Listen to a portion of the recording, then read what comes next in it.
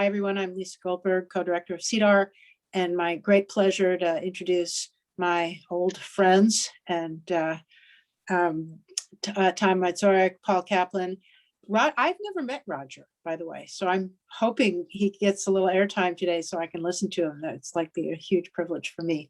But they have a paper that's been going around for a while and getting more and more good, established and stuff, the popularity asset pricing model.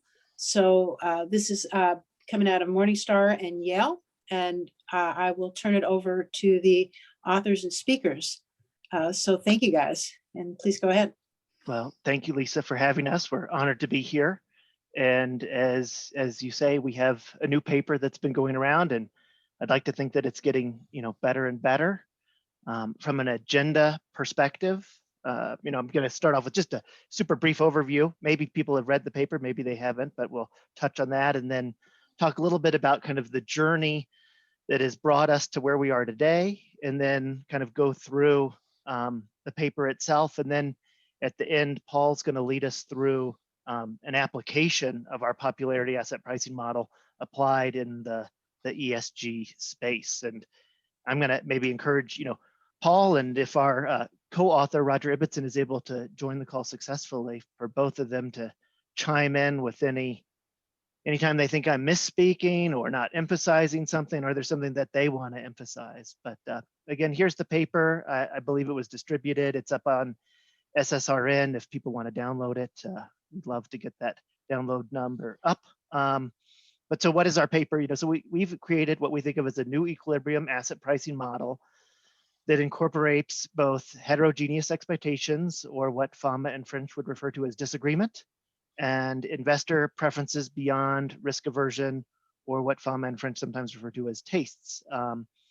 And we believe this is a general model that, again, really not only subsumes what we would say is the CAPM, which could be thought of, the CAPM could be thought of as a special case of the PAPM, the popularity asset pricing model, but it also subsumes a wide variety of relatively new asset pricing models, most of which are getting, let's say, advanced or developed specifically to the ESG space, where there's often not necessarily heterogeneous expectations, but they are considering kind of ESG as this homogeneous, kind of taste that different people have. And again, what we believe is that at some level, it's much more important to have the general model that helps explain all of these other models. And of course, if people have comments or thoughts on that, would love to get them.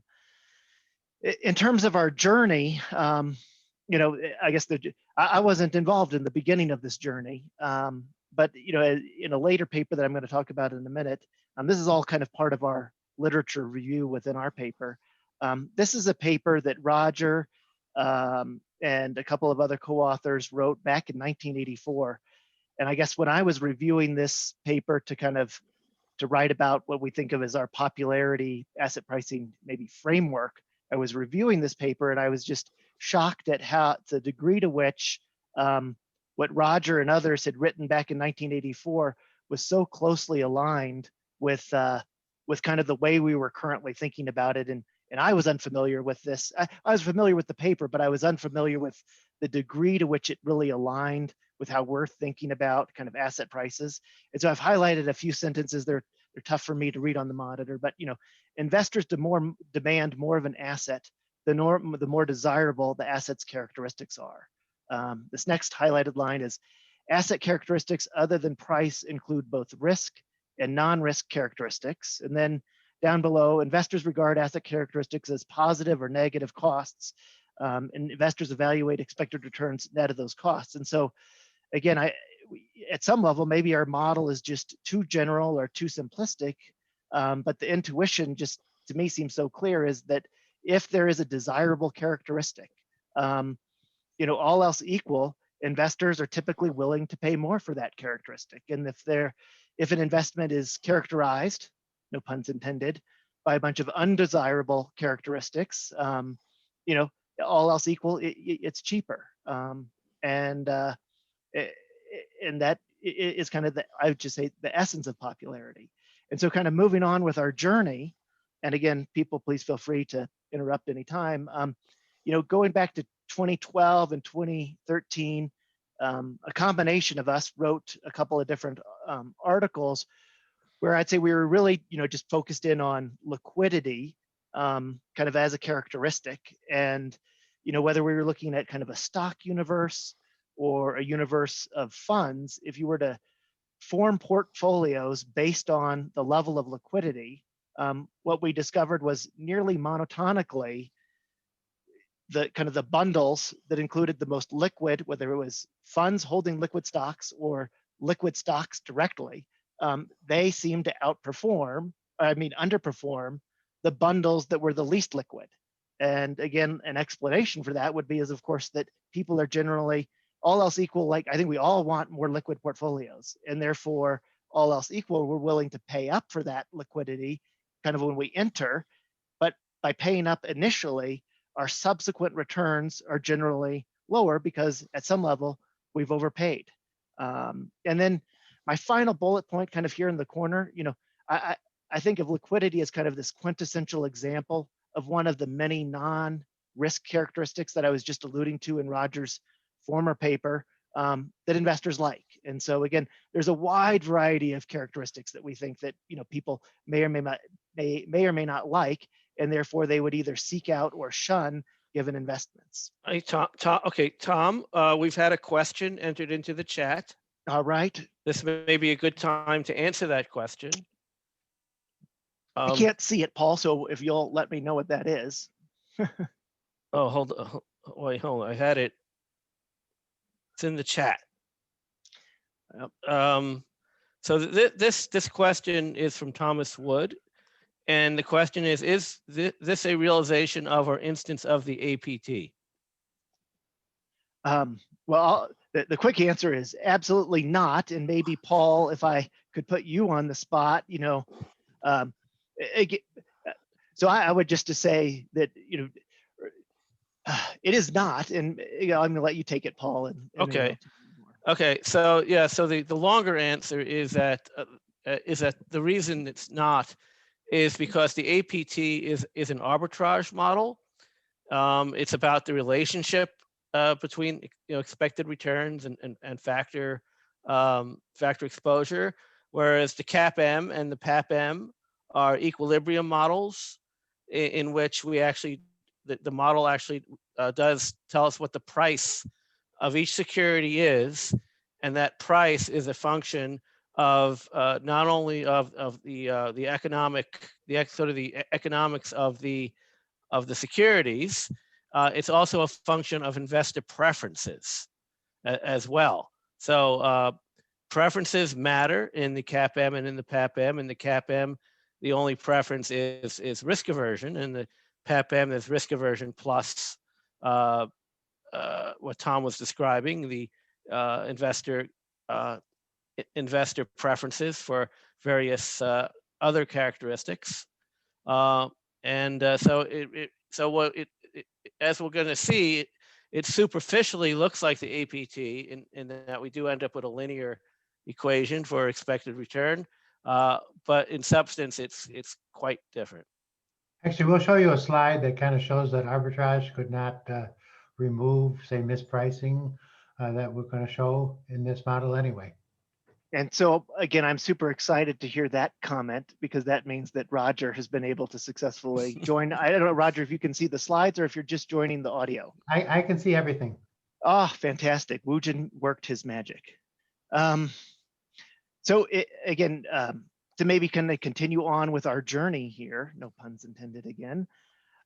So coming off of those kind of two liquidity-oriented papers, I think that we were thinking about what is it kind of, what is the driving force that would be, why do people like liquidity, and what are the wider variety of characteristics that say people would like or dislike, and we begin to summarize those in this 2014 paper called The Dimensions of Popularity. And so maybe as part of our journey, we've now kind of coined the use of the word popularity to think about the framework that we're thinking about. And here's, kind of a quote that I really like from the paper, which is, Asset pricing theories have long recognized that expected return should not be the same for various instruments in the marketplace. The primary explanation of these differences has been differences in risk.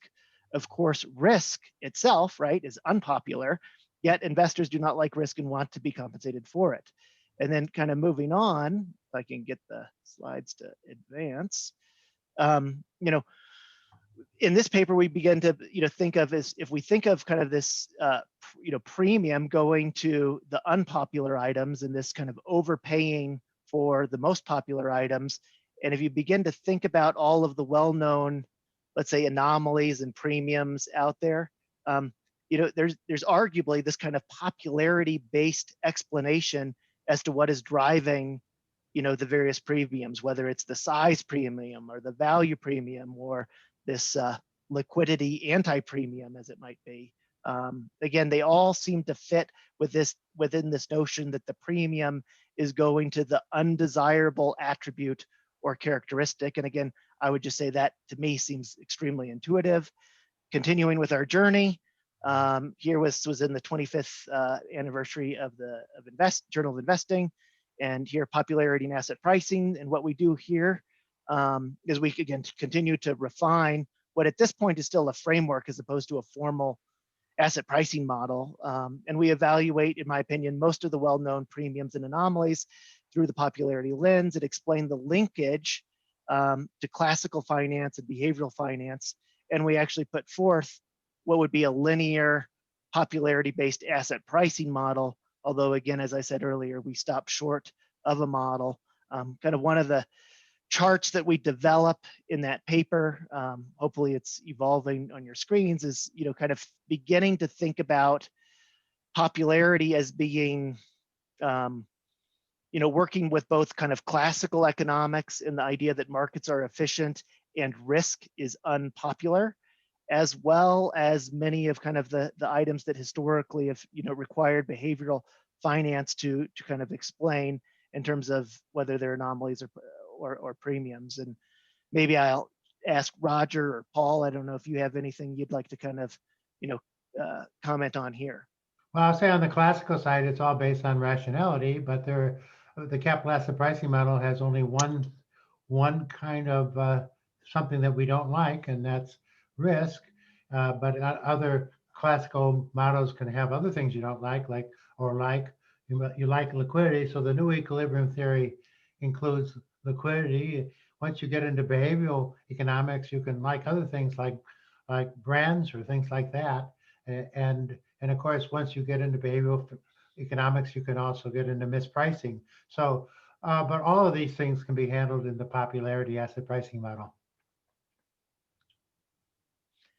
And so in 2018, our journey to where we're kind of getting to in a second, continues. And so this is a CFA Institute research, monograph. It's, I don't know, 175-ish pages. It's, available for free. And in it, again, we consolidate a lot of the work that we've done previously, continue to advance this as a framework, explain how really through the popularity lens, you can really, it offers an explanation for, what we're seeing with the different premiums and anomalies. And then we, sought out kind of 3 new data sources where it's like, okay, it's one thing to come after the fact and try to explain the already understood premiums and anomalies, but let's look for new data sets and try to see, does our framework or notion that the unpopular characteristic should be actually rewarded in the marketplace? And so we took 3 new data sets for brand, reputation, and competitive advantage and studied them. And then in chapter 5, mostly thanks to Paul here, we make the leap from what I'll call as a framework to a formal equilibrium popularity asset pricing model, albeit with homogeneous expectations. I have a few, excerpts from, from the monograph. Yeah, and I think this is a particularly important slide because it shows how the capital asset pricing model kind of works overall. If you compare, say, cash with bonds, T-bills and bonds and stocks, the blue circles there are the T-bill type across different countries, and the the green boxes there are the bonds of 19 different countries, and then the triangles at the top are the stocks. So there's an overall relationship that stocks have higher risk and higher return than bonds, and bonds have higher risk and higher return than bills. But across all these different countries, you can see that there's actually a perverse relationship here. The less risky within an asset class, like within the stock market, the less risky stocks actually have higher returns than the more risky stocks. So we know that the capital asset pricing model is not the whole story here. Yeah, again, I know I think this is just an incredibly powerful chart. Again, obviously I'm biased, but here you have that overall regression line through all of the series where you've got, bills, bonds, and stocks. And lo and behold, you have that traditional positive slope where more risk equals more return. But then when you go inside each one of these three different asset classes and pass it a separate regression line, again, as you say, Roger, you get that perverse or negative relationship where more risk actually seems to have equated to less return. Looks like a beautiful setup for Simpson's paradox. If you're familiar with that, right? You get kind of local correlations, one slope, and an overall correlation, the other. Really quite a beautiful graph.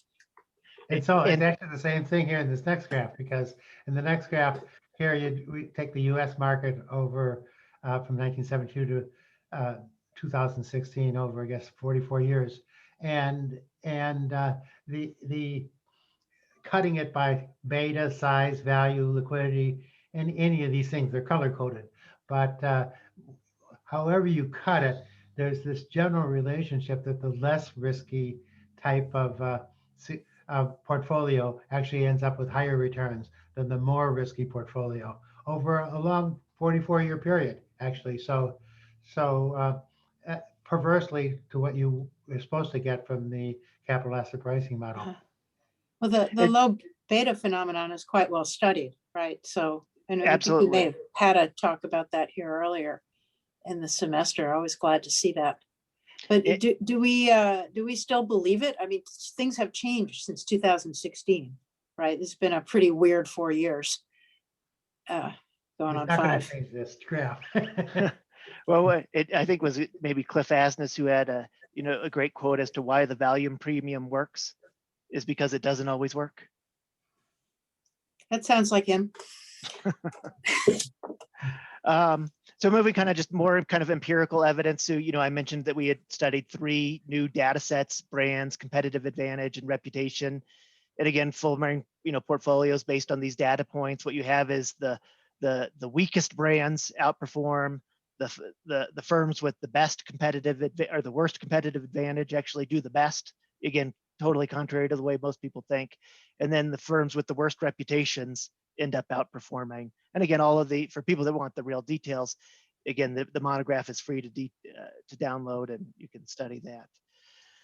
And this brings us to a paper I guess I was unaware of back in 2007. I think Roger would make fun of me and just say I'm not keeping up on my literature, because he remembers it as being such a departure, especially for Fama, in terms of the way he thinks about, I guess I would have always said he would have defended kind of efficient markets forever. And this paper represented let's say a kind of a significant departure from, let's say, his historical position. But this is, it's called Disagreement, Tastes, and Asset Prices. And of course, they argue that the assumptions of the standard asset pricing model, such as the CAPM, are unrealistic. And I would say kind of the 2 big elements that need to be, from their perspective, incorporated into a good equilibrium asset pricing model are disagreements and taste, because both of them, ultimately affect price.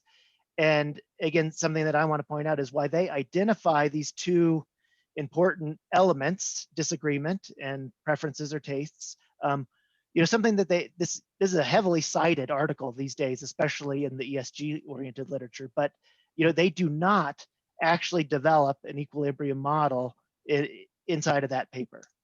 And I'd say kind of the model that we've developed is really the one that they probably should have developed.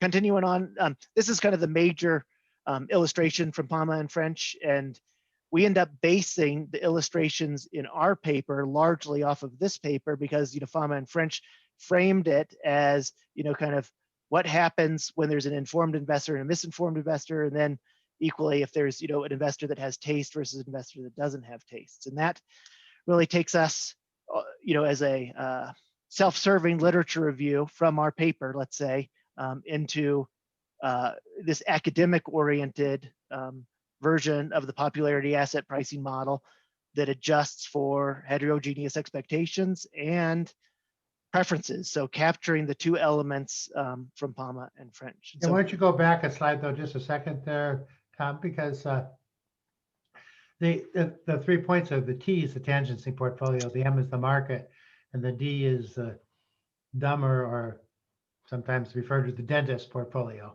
But the market portfolio is a combination of the informed investor or the person without the taste, the T, and the D is the less informed and the investor with the taste.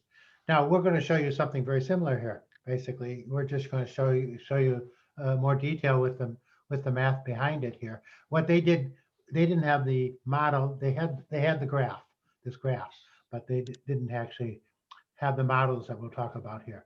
And it was Kent Daniels, I think, that called the Ds or the dummies. I think he referred to them as dentists. I'm not sure what he was trying to. He called them dentists. Yeah, so when you get into the popularity asset pricing model, well, first of all, we'll be using the capital asset pricing model framework. So, but the key is there's going to be multiple risk and non-risk characteristics here. And so you, in the CAPM, you only dislike risk. Here you can dislike lots of things like risk, liquidity, branding, and so forth. And because it's heterogeneous expectations, the expected return are a weighted average of these investor expectations, weighted by investor wealth and negatively by risk aversion, and of course with different levels of skill in the market, you'll have some aggregate mispricing because when you weight across everybody's expectations and some people get it wrong, they're still going to impact the price. So this is sort of a table is like a summary of everything where CAPM versus PAPM, and either one can have homogeneous expectations, and either one of them you can add heterogeneity. I can't hardly say the word, but heterogeneous expectations, and both of them can have a riskless rate which you can borrow or lend at, but the difference is that, again, in the CAPM, it's only risk. In the PAPM, you have risk and non-risk characteristics. And in the CAPM, you explicitly ignore taxes and transaction costs. PAPM, you can include them because they're actually part of the characteristics. And so the conclusions in the CAPM, you just maximize the Sharpe ratio. That's not the case in the PAPM. You actually have to have an MBO kind of portfolio. And ultimately then the portfolio we're going to talk about in the CAPM, it's just proportional to its beta, where now there can be lots of betas actually, loadings on characteristics that we like or dislike. Just Roger, just to add, that heterogeneous expectations is not new. It was introduced by Littner in 1969. He did the CAPM with heterogeneous expectations. That's right, Paul. In fact, so that's the crux of this. This is, in fact, the Fama French paper just used the Littner aggregation processes as well. So that's not new, and there's lots of work on heterogeneous expectations. So we're just adding it to this PAPM model, but we can also add in a behavioral sense. So you can see there's also lots of behavioral papers that have heterogeneous expectations as well. We can't go through all that, but essentially the PAPM is not constrained by rationality. You can have rational or irrational expectations and even preferences. Let's go on here though. So to give you just the mathematical bit of this, each investor is maximizing their utility, and they're selecting X. X is the set of the vector of stocks in the market, and they're selecting their weights. X is the weights actually of the stock. So each investor is maximizing their utility essentially based on what they think the expected returns are, which are the mu's of all the individual securities, the vector of individual securities, and of course the covariance matrix, which would be similar to the capital asset pricing model. And so this is just kind of like Markowitz, how, you know, if somebody has unique expectations, they would just solve for the portfolio that maximizes their particular utility. But just want to check, the covariance matrix is something we all agree on? Yes. Okay. Although we would say in our paper, we note that, of course, you know, for simplicity, you know, we allow people to have heterogeneous expectations, mostly on expected returns. But by all means, one could extend this model to have heterogeneous expectations around correlations or standard deviations and or the covariance matrix implied by them.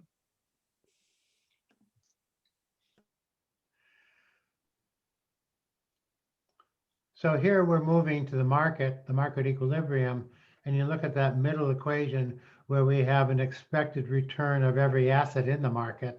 And the expected returns of the assets are just the weighted average. So that's equation 5 here. Just the weighted average of the individual estimates of these expected returns, weighted by their wealth W, and also inversely weighted by their risk aversion. And that's how they're in equilibrium. You get the market portfolio and the weights of the market portfolio, and it all reflects the weighted combination of people's risk aversion.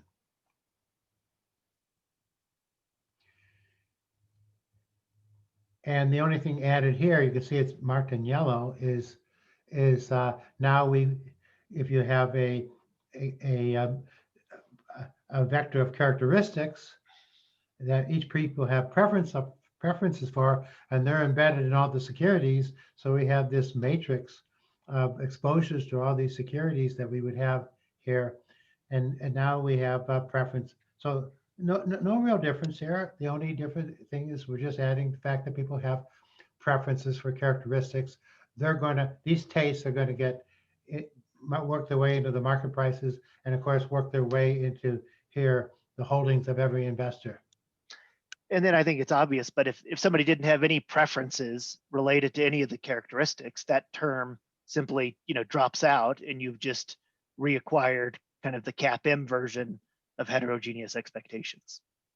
I got a math question on that previous slide. Is that, can that be equivalently just reformulated as a constrained Markowitz type optimization? If you put a constraint on it, then you're not going to get. Let's just putting aside the characteristics, and just say again expected return versus variance as Markowitz did. If you put constraints on it, then the CAPM does not hold. Markowitz himself wrote a paper about that in the Financial Analyst Journal in 2005. You know, talking about how when you have long only constraints on the weights on the X's, then you no longer are going to get to a single portfolio that's going to be held by all investors. Yeah. By the way, that's one of my favorite papers ever. Anyone who wants to see it, I'll be happy to send it around. But my question was that can that characteristic be included as a constraint on the standard Markowitz problem? So for example, I want to minimize variance, maximize return, and also tilt on a characteristic. I'll call it value. And then, I mean, I'm just trying to think of reformulating the optimization, but maybe that's a question. Yeah, well, we formulated it as an optimization because we wanted to treat the characteristics in the same way that we treat expected return. It's something else you optimize on.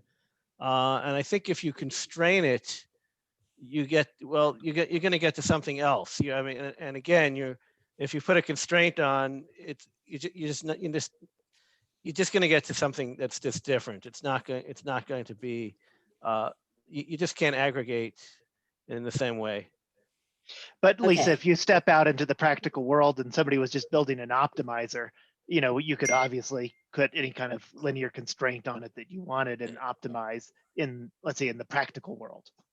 Okay, I'm Yeah. gonna hope you guys will spend some time with me soon, and I'll try and ask my question with formulas, but please go ahead.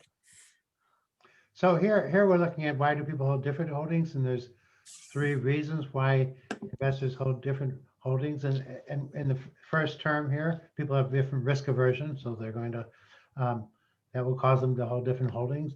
And then the second 2 terms, you have to look at the muse, is the second one. Here people have different views of the world. They have different views of the expected returns of all these securities. So that's pretty obvious that that's going to have a big impact on the weights that they're going to put on these securities. But the last term has to do with the characteristics. And so we have different preferences for these characteristics.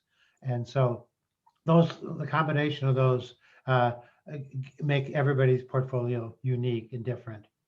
And then we aggregate it to the market, and at the market level here, all the vector of expected returns in the market comes from the beta times the expected returns that we estimate, but it's also going to be reflected by the characteristics here. And the characteristics not only are preferences for the characteristics, but also, well, ultimately this leads to there'll be premiums, popularity premiums on the characteristics, and that's that pi term here, where every characteristic will, in aggregate, in equilibrium, come up with a price basically for characteristics. Paul, I don't know if you have anything to add before we move on into the graphs and the illustrations. No, let's move on. Keep on trucking. Keep on moving on. Okay, well, this is the capital asset pricing model, which everybody's familiar with. And we just, in this case, have just 2 investors and 2 assets, and we have an efficient frontier and a tangency portfolio. The tangency portfolio is the market portfolio. And in this case, the 2 investors have the same risk aversion. So they're both just holding the market portfolio. They're not even levering in this case, but they could be levering. But since we're going to be looking at a lot of cases where the investors have the same risk aversion, we put them all together here. And so, of course, there is no mispricing. So with heterogeneous expectations, though, you can have mispricing. Here we're looking at the situation, the informed view. The informed investor is going to hold the tangency portfolio. That's that triangle there, the tangency portfolio.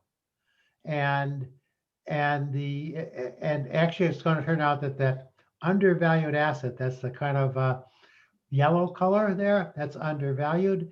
The red one is hot, I guess make it hot color, is overvalued asset.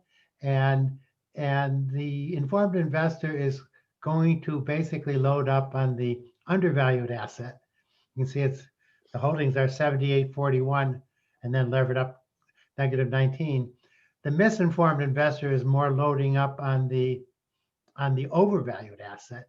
And that's why the misinformed investor, I'll say his investor, you don't mind, I'll be sexist and say the misinformed investor is the he. Say the informed investor is the she. She's holding up on holding the undervalued investor, and the misinformed investor, the misinformed investor is holding a lot of the overvalued asset.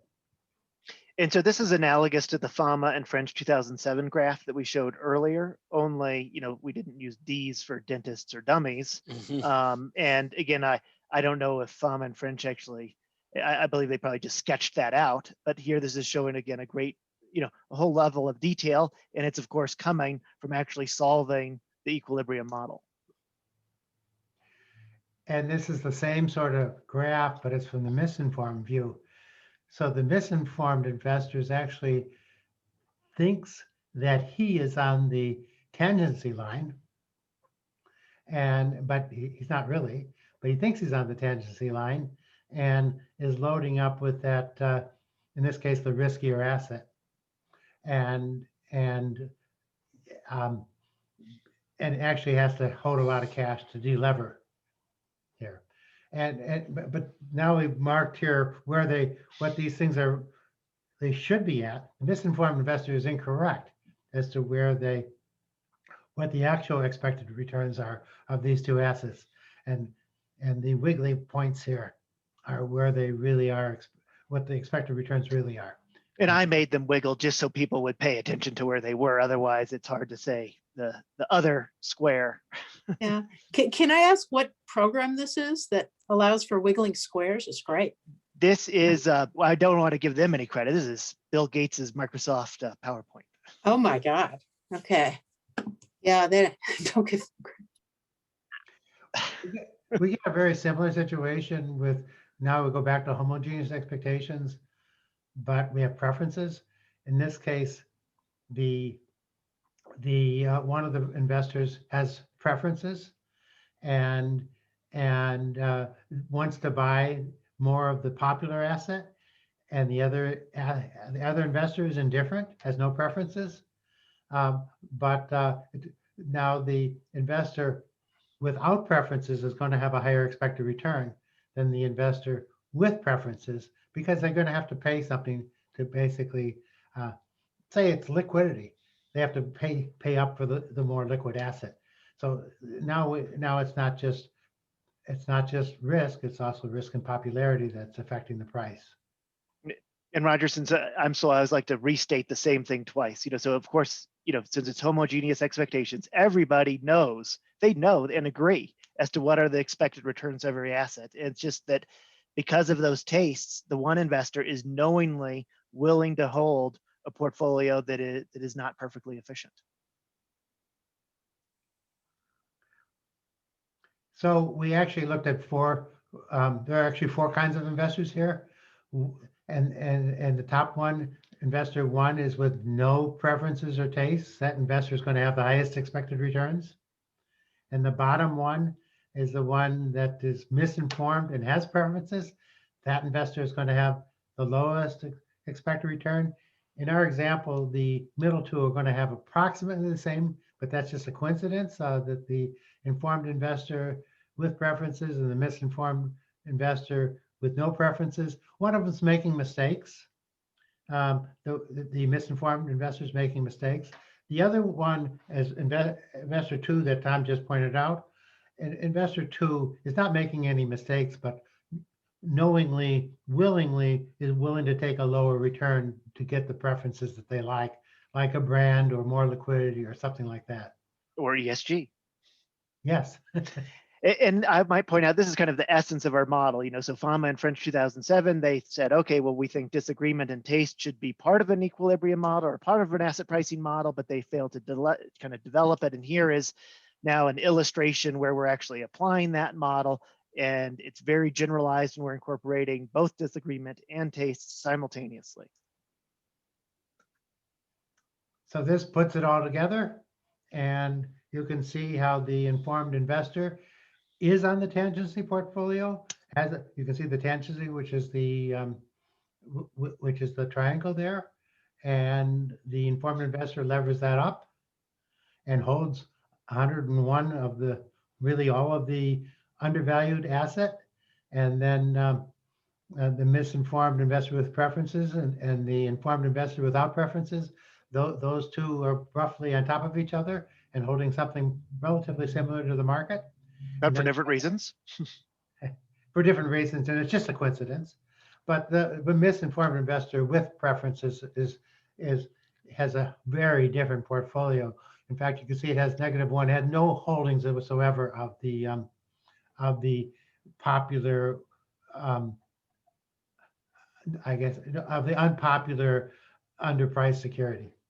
So when it all sums up here, the tangency portfolio has the highest Sharpe ratio and a beta of 0.74 and a big alpha, actually. But the market portfolio, by definition, has a beta of 1 and no alpha, but a lower Sharpe ratio. It's not the tangency portfolio. And now you can see that investor one, who doesn't have any taste or preferences, actually can get that tangency portfolio and lever it up with a large alpha, 0.65. Investors 2 and 3, for example, I guess we're comparing, 2 and 3 are essentially get pretty close to they get a low alpha, essentially. They get partway there. When you go all the way to investor 4, though, where the investor is misinformed with taste, they're actually going to get a lower Sharpe ratio and a negative alpha for 2 reasons, both because of their taste and because they're misinformed. And so you get this dichotomy here, and 2 and 3 are somewhere in the middle, depending on how we set the parameters here. And unfortunately, probably most of us are more like investor 4. That is, we're misinformed, we're making mistakes, and we have tastes, and so we get walloped. So we had somebody ask a question about arbitrage earlier, and this is not really an arbitrage pricing model. And actually, arbitrage does not remove any of the discrepancies that we find in equilibrium here. And we'll show you why. That's why we, in fact, don't even call it an arbitrager. We call it a pseudo arbitrager, because the pseudo arbitrager, actually, the pseudo arbitrager has the same tastes and preferences, the same number of being informed as investor 1. But this investor is going to be willing to take a lot of risk. It's going to try to arbitrage. So we're taking 1% of the wealth from investors 1, 2, 3, and 4, putting off 4% of the wealth into this. It's not a rich arbitrager, but it's a no taste, no preferences, and willing to take a lot of risk. And so I might think of this like a hedge fund, for example, looking to take advantage of people's tastes and or forecasting mistakes. And on the graph, you see, as they are willing to take a lot of risk, their leverage can go way up. The more willingness to take risk, the more leverage they can take on. And the more leverage they take on, they start removing the mispricing. The mispricing is coming from 2 sources here, the taste or the being misinformed. But all of that basically gets arbitraged, attempt to arbitrage it away. But you can see that if you look at about the 0.5 level of mispricing here, that 0.5%, you can see that it takes about 17 times leverage. It only gets you about halfway there. So I think this is really an illustration that arbitrage does not get you there, essentially. The arbitrageurs effectively have limits to how much arbitrage they can do, and they really can't remove the preferences of the market, the people in the market. They can't remove the mispricing. The mispricing is an aggregate of our expectations, and they're not a strong enough player in the market to remove it. And basically, prices reflect what everybody thinks. So, another question, wanted to make sure I understand. Leverage here, like in the CAPM, doesn't cost you anything special, like you can borrow and lend at the risk-free rate? Yeah. Yes. Okay. So we've just assumed again that the level of leverage that this investor number 5 is willing to take on just keeps growing and growing and growing. And again, it requires what I would say is extraordinary amounts of leverage to remove mispricing. And again, I think a common thing whenever you have something that says there is mispricing, I think people ask, well, why isn't that arbitraged away? And well, there are people that, again, it's not a riskless arbitrage by any means. And then I think people might attempt to arbitrage that away, but again, it requires extraordinary levels of leverage in order to remove any sort of mispricing. And Roger, it looks like you're getting called away right as you're about to conclude. I'm taking that call. But anyway, so summarizing this whole thing, and then Paul's going to show you an application. But basically, the PAPM is a generalization of the CAPM. We relax the key assumptions of heterogeneity of expectations and of preferences. And the preferences don't have to be risk preferences either. They can be non-risk preferences. And ultimately, going back to Littner, really, the expected returns are a weighted average of the wealth and inversely of the risk aversion, but do reflect the preferences. And so this all gets back to, we showed you the monograph that we had before. That popularity does include the classical rational as well as the behavioral rational reasons. It's a very open model that can include all ways of approaching the problem here. And again, I guess a concern maybe that some people have, is our model actually just too general? But we'll maybe tackle that in a minute. But Paul, do you want to illustrate how one can actually apply the popularity asset pricing method? Yes, so it's somewhat an answer to the comment. Well, the PAPM it's just so general. I mean, you can have any number of different factors. So, fine. Let's limit it to one factor. And actually, something very similar to that was done in this second citation I gave here by Pedersen and Fitzgibbons and Pomorowski. And that's where largely I got ideas for this article. So I'm going to start with the cap. I'm going to start with the PAPM, but I'm only going to have one I'm going to have two views, and two and a preference regarding just ESG in general. And I think this is a really important distinction. ESG can have a pecuniary kind of application, which basically someone might say, well, companies that are running greener, I expect to be able to be more profitable, and that should translate into higher returns. Versus non-pecuniary version of it, which is to say, well, I just I'm really concerned about the environment, so I want to invest in in companies that are using green technology. And these two sides of ESG are both important, but unfortunately, they often get confounded.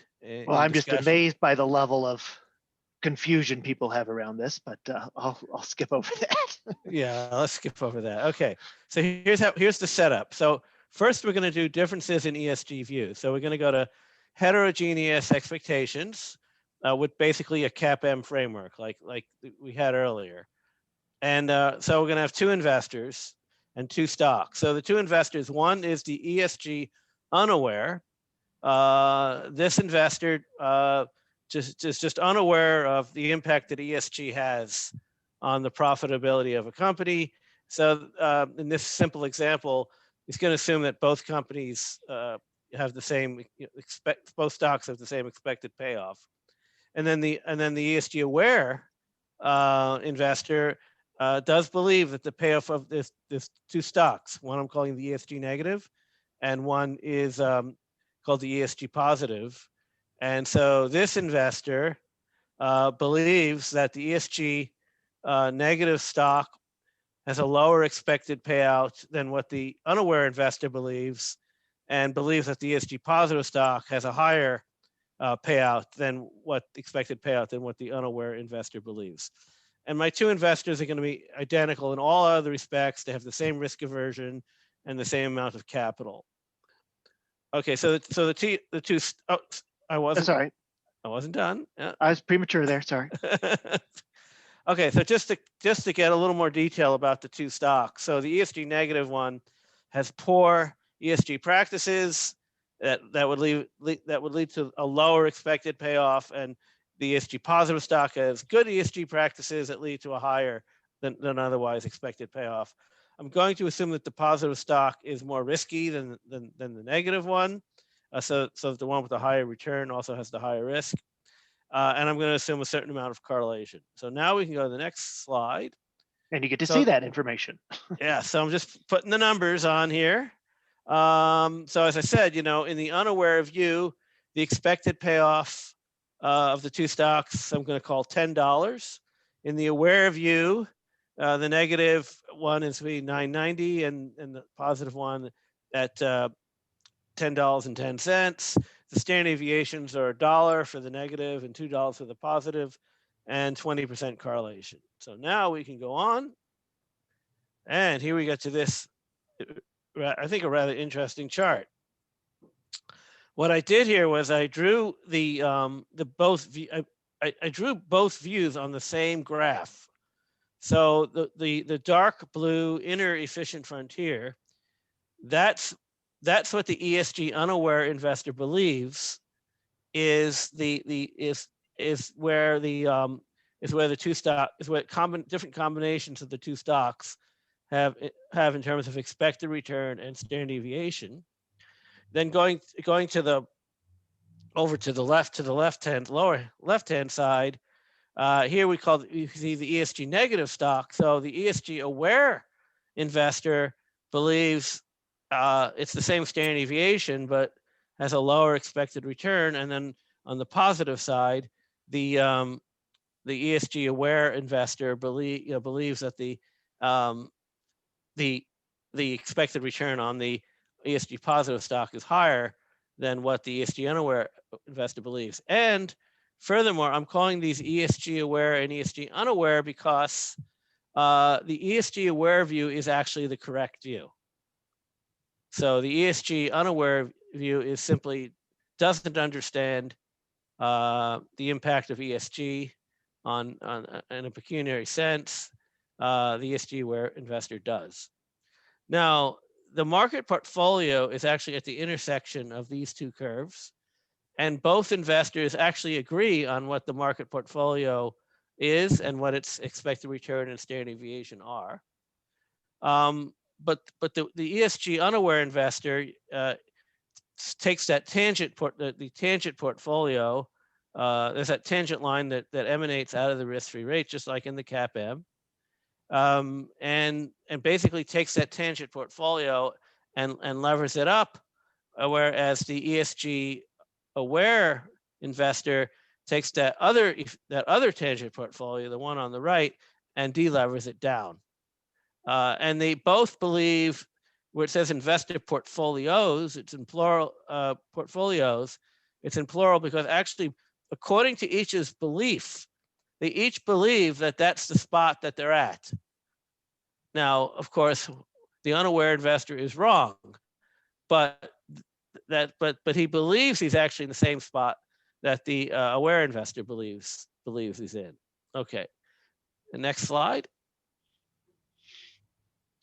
Okay, so this is just giving you before you Yes, go on, yes. Paul, can we go back like two Yeah. slides? Because I just want to look at those numbers. I had questions, and Yeah. maybe you've explained this. Why is the standard deviation higher for the ESG positive? Why did you do that? And does it matter? I did that because I wanted the stock with the higher return to also have the higher level of standard deviation.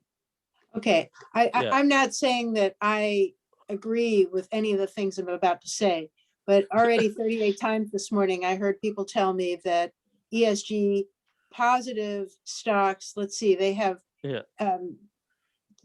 they have higher expected return and lower risk, I think is what they say. Yes. But then there are other Yeah. people who tell me that ESG positive stocks have lower return because after all, you're getting two things out of them, the financial part and the social part. And so Right.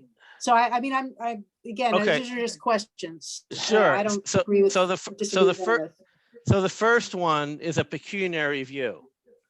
ESG makes a stock with good companies good ESG practices. I'm going to expect higher expected returns and lower standard deviation from that stock.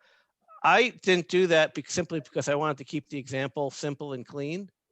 Because otherwise, like one stock would like totally completely dominate the other. But that first view is pecuniary. The second view comes from a non-pecuniary view, which is to say that, and this is what Tom was talking about earlier, like if a stock has characteristics that I like, then I'm willing to accept a lower expected return for it. And therefore you would expect a lower expected return in the market. So they're really two different they're really looking at it, two completely different ways. What I'm going to do here is I'm going to bring both of those ideas together. But at this stage, I'm only like in the disagreement part right now. I'm not in the preference part So no non-pecuniary preferences thus far. thus But now far. moving on. But let's move on to where you do. And so here I've got 4 investors. And these are just like the 4 investors Roger was talking about, except I think I put them in a different order. To keep people on their toes. Yes. So number 1 is he's ESG unaware but has no pecuniary preference. Number 2 is ESG unaware but only has an ESG preference. So notice investor number 2 doesn't realize that having good ESG practices is actually going to make things better. They're just saying, well, I just like it, for whatever reason. And then number 3 is the ESG aware with no pecuniary preferences, and then number 4 has both. It's aware, has the correct aware preferences and has an ESG preference. Now, this chart over to the right is basically it's a kind of an efficient frontier, but instead of being in risk versus expected return space, instead it's in non-pecuniary ESG versus risk-adjusted expected return. So the way I derived that curve that says ESG aware frontier was I took, for every level of ESG, I maximized utility. So actually, it kind of gets to your idea earlier about if you put it as a constraint. That's what I did. I constrained the level of ESG to some amount, calculated what the utility is. Then I constrained it at a different amount, and calculated it, and so on. And I get this nice curve.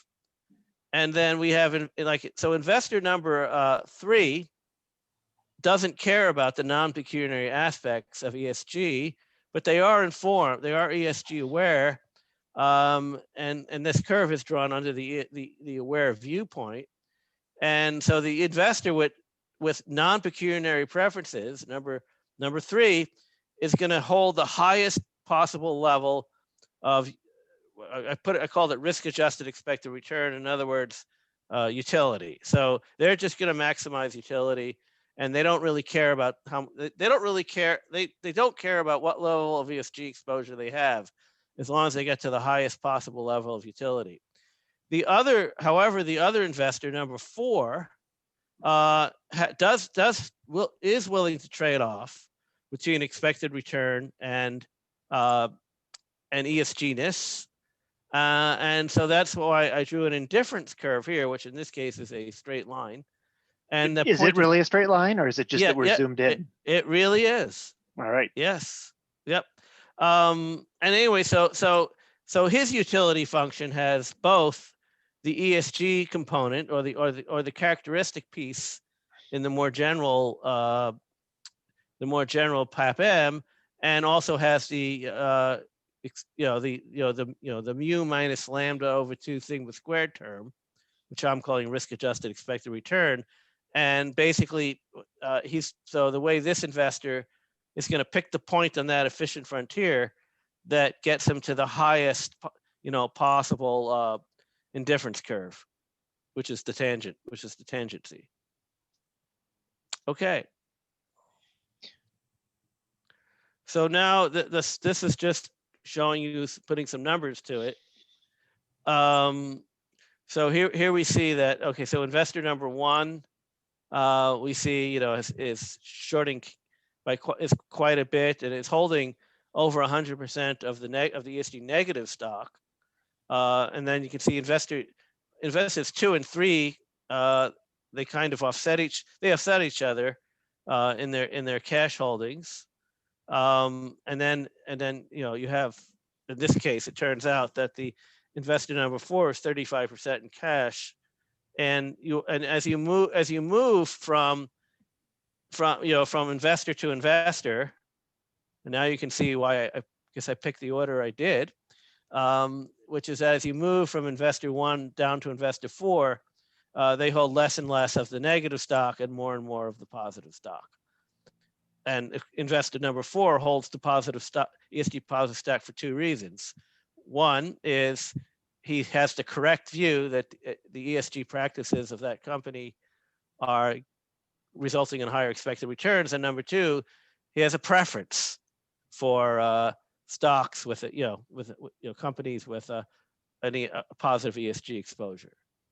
Okay. And then, of course, you pointed this out, but investors 2 and 3 more or less have 50-50 portfolios. Yeah. But for very different reasons, of course. For One different is reasons. Yeah. aware, and one is unaware, and one has preferences, and the other one doesn't have preferences. Yeah. Yeah. It's almost like having preferences and being aware or unaware kind of cancel each other out. Okay, so this is just the summary here. So in general, the PAPM allows for both differing economic views, disagreement, and non-pecuniary preferences or tastes. And it's well suited to address both pecuniary and non-pecuniary ESG factors. And it addresses how both pecuniary and non-pecuniary ESG affect asset prices and investor portfolios. And investors who have non-pecuniary ESG preferences may face a trade-off between pecuniary ESG and pecuniary risk-adjusted return. And the distinction between pecuniary and non-pecuniary ESG is of course key. It's a key point in this application of the PAPM. It's also just a key point in any discussion of ESG. Like whenever we're talking about ESG, sometimes you just have to say, well, do you mean like ESG as a preference, or do you mean ESG as a pecuniary factor? So that's it.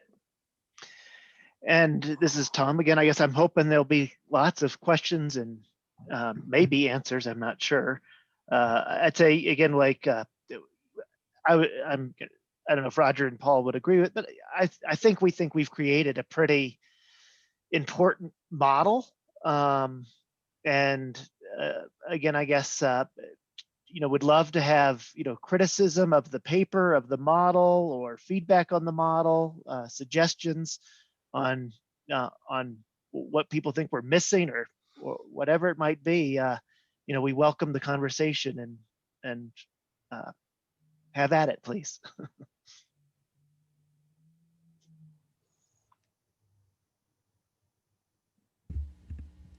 Well, I've asked most of the questions so far. So who'd like to ask another? I'd like to ask a question. If you guys could reflect on your experience with the value premium, with preferences against value companies, how that fits within your PAPM framework. And yeah, let me start by saying that often the value premium has been called a risk premium. And just when we look at this empirically, and you could kind of see it in one of those graphs we had, maybe you could show it, Tom. I don't know if it's going to show up in that graph or not, but the value turns out that at least measured from a standard deviation perspective, the value premium actually has a lower standard deviation than growth does. And so I would not call value premium a risk premium. So, although Roger, I think FAMA might argue that there's never really been the terrible event that caused a bunch of bankruptcies, and so there is this hidden factor that just hasn't manifested itself. Again, as you correctly point out, empirically that hasn't happened, and value definitely has a much lower standard deviation. Yeah, and just generally, I mean, there've sort of been these two schools of thought on the value premium. So one is it's a risk premium, and the other is that it's due to preferences, and the PAPM clearly fits into the preference viewpoint. And Tom, I don't know if you have handy that really interesting quote from Fama, where he does recognize that that tastes matter. It would be good if I had that quote. I don't have that clear. I can look for it, but he does have a good that again. I think it's such a revelation that Fama would admit that kind of tastes do matter. But Fred, from a popularity perspective, right, we would say that, value stocks are boring. These are industries that people haven't heard of, that these are, the non-glamorous things, and therefore money is not attracted to them. And then kind of growth is the opposite of that. It's high growth, it's glamorous, it's all of the things that maybe retail investors kind of love. And at least over long periods of time, what you have is you would have, people are, consistently getting into the value companies at a low price. Eventually their cash flows are, let's say, rewarded in the marketplace, and the people that bought value end up earning a premium. Of course, in the last 10 years, the last decade, and I'm sure you've read all about this from all different people. It's been a horrendous run, and then even with COVID, maybe exasperating it. Like what I might argue is that the type of stocks that people are attracted, kind of in a COVID era, those happen to be the internet, the technology oriented, the non-brick and mortar oriented businesses, the glamorous ones. And so, if anything, there's been maybe the growth stocks have been popular all along, and they've now gone through a cycle where they're extremely popular, which from one perspective would mean that's the very worst time to be entering into them. And again, I was just thinking that, based on what you're saying, which is, by the way, great, fantastic. Wish I had done it myself, which you have a lot of people, I'm sure, saying. And if you can sort of make a statement over, the last 40, 50 years versus the last 10 years and over the last 2 years, applying the popularity asset pricing model idea to what we've actually experienced. I mean, is it a model that can explain things at that level and explain to us why for so long, for 10 years or so, the value stocks have done poorly, why growth has done well? Or is it not a model to be used in that context for that kind of a narrative? Actually, I think of it in both contexts. I think of premiums as something that we have a systematic like or dislike for. If we really dislike something kind of inherently, even after we kind of understand it, like we may like brands even after we understand they might be lower returns, we still might like them. Certainly liquidity, we certainly would like liquidity, even if we understood we had to pay extra for it. We might certainly like that. So premiums are things I think that are kind of long-term systematic. I mean, they can change the magnitude of them, but they will exist over long terms on average. They won't. But I think the mispricing is something that's very temporary, and it can come with, if there is a lot of excess demand for something in the short term, you get mispricing. And so I view the mispricing as, I think that PAPM also can explain mispricing, because it's you can have the expectations of what happens, and they can be distorted and so forth, and for behavioral reasons. So I think we can think of all of these things in a framework. But as far as well, I think when you mention value, though, it's sort of a tricky thing, because I mean, maybe after we all really do understand it, it's not going to be a premium anymore. I don't know. It hasn't worked in the last 10 years. So, right. I think my recollection is you kind of wrote some stuff on kind of the north-south divide, where do I have that right? Where maybe, or kind of emerging markets versus, developed markets. I thought you had written on that, but again, yeah, that was several years ago. As institutional investors were moving into more global benchmarks, and it was just to make the point to both the emerging side and to the developed side that it's better to do a blend if you're competing against the average global investor. But again, but from a popularity lens, I guess I would just say historically, kind of the North or the developed markets was the popular spot, and the neglected or the shunned or the area of less investment was emerging markets. And then to the degree that you can get any sort of shift in relative popularity, by buying the undervalued item, you will be rewarded with a premium. I know, like in terms of kind of short-termism, like a premium, I'm going to shift maybe to momentum, which is one in which I don't even know that, Roger and Paul and I, see eye to eye. Like, is there a popularity-based explanation for momentum?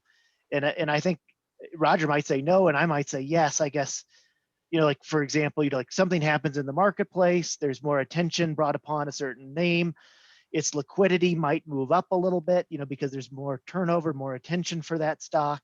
And you begin this kind of virtuous cycle where something is becoming more and more popular. But at some point in time, it will, there's no more fools, right? And it has reached its kind of peak in popularity and has diverted so much from its intrinsic value that eventually that collapses, if you will. Well, I think Roger's comment was good in that he described a risk premium existing, like a value premium that's associated with risk. And there are some other things that are simply characteristics that may be more temporary. So you have both of these things going on. And then it's sort of a question for you is, how do you determine whether something is really like a risk factor, like, and let's say value, or is like that, or something is more like just some other kind of a characteristic that's more temporary or popularity based. Right, we think short term is fads, as opposed to like liquidity is permanently popular. Everybody is always going to want, more liquid to less.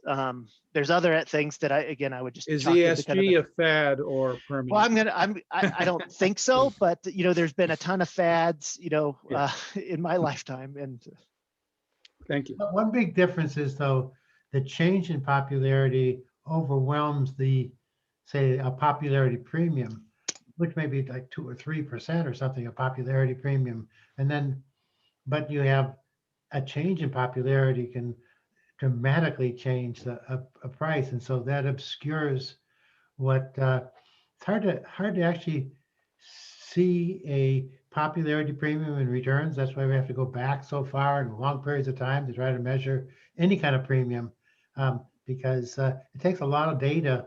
The data is so noisy in returns to actually pick it up from if you're measuring returns anyway, to see these premiums, because they're clouded by the noise. Mm-hmm. And a lot of that noise is a change in popularity. Thank you. I have a question. Does the PAPM challenges the efficient market hypothesis, or does it somehow actually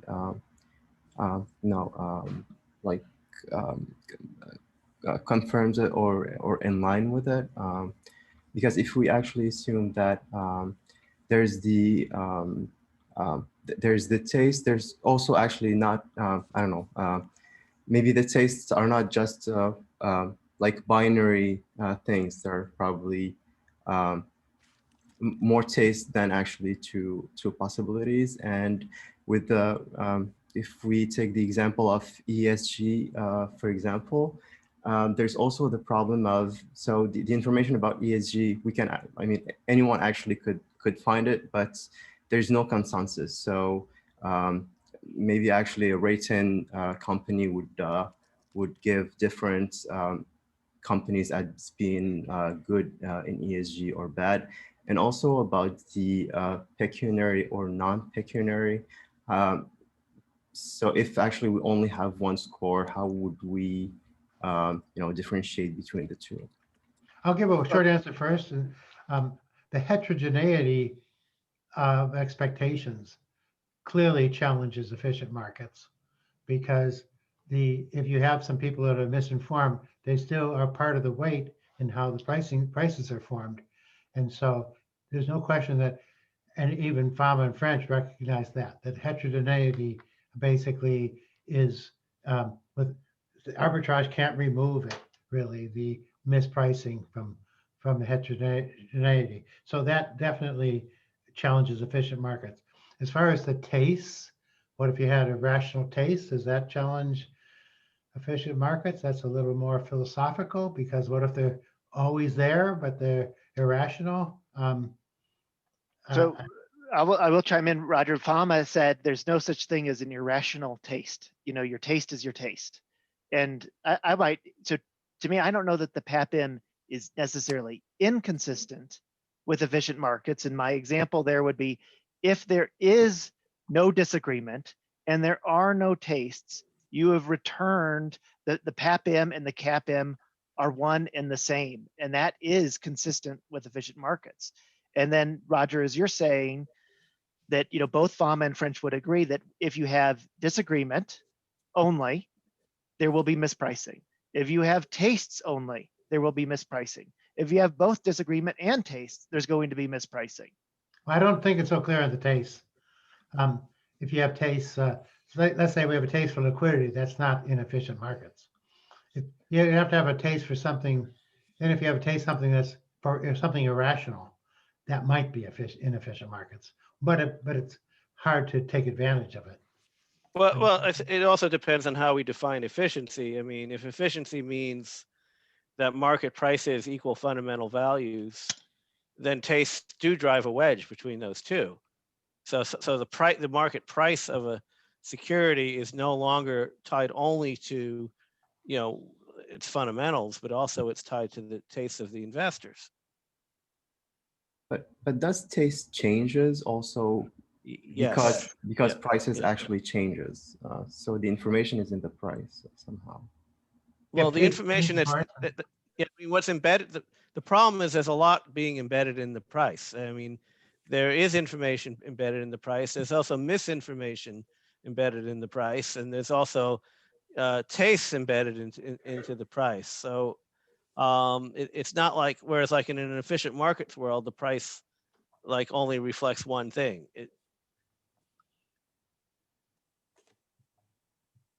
Thank you. And then but you also had a question. ESG, pecuniary versus non-pecuniary.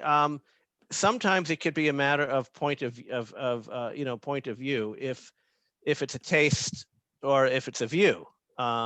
Somebody may have a view that certain companies are going to do better because they score high on an ESG score, whereas other investors might look at the point of view of, well, I like it. I have a preference for those kinds of companies, whether or not they're actually going to perform better, or I guess some combination of both. And Paul, I believe there's actually an interaction effect between pecuniary and non-pecuniary. And Paul said it was too complicated to add in at the moment. But so let's say that everybody is loving things because it's green, and that's creating demand. That will increase price. And then there could be another investor who would be thinking, okay, I'm going to focus on how the changing tastes of people are actually going to influence the price. So it would be related to, like, for example, what kind of ESG scores you'd be looking at? I mean, different scores serve different purposes. So some scores have an explicit pecuniary purpose, and other ones have a more non-pecuniary purpose. Okay, thank you.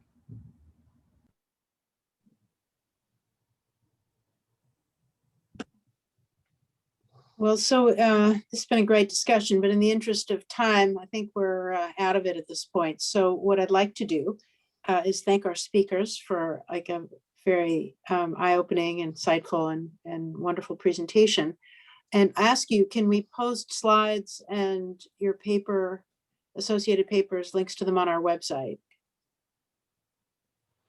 Fine with me. Fine with you? Yep, Okay, fine with well, me as everyone well. says yes, so we will.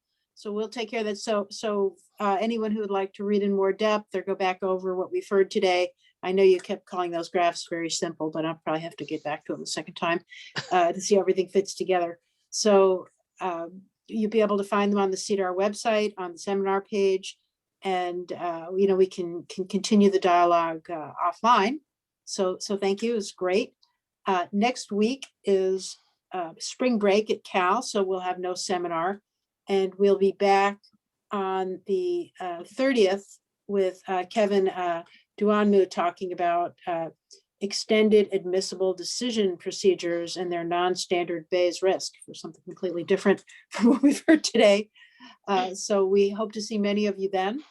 And Tom and Paul and Roger, thanks. I will be in touch after the talk. Have a great day, everyone. Thanks for inviting us.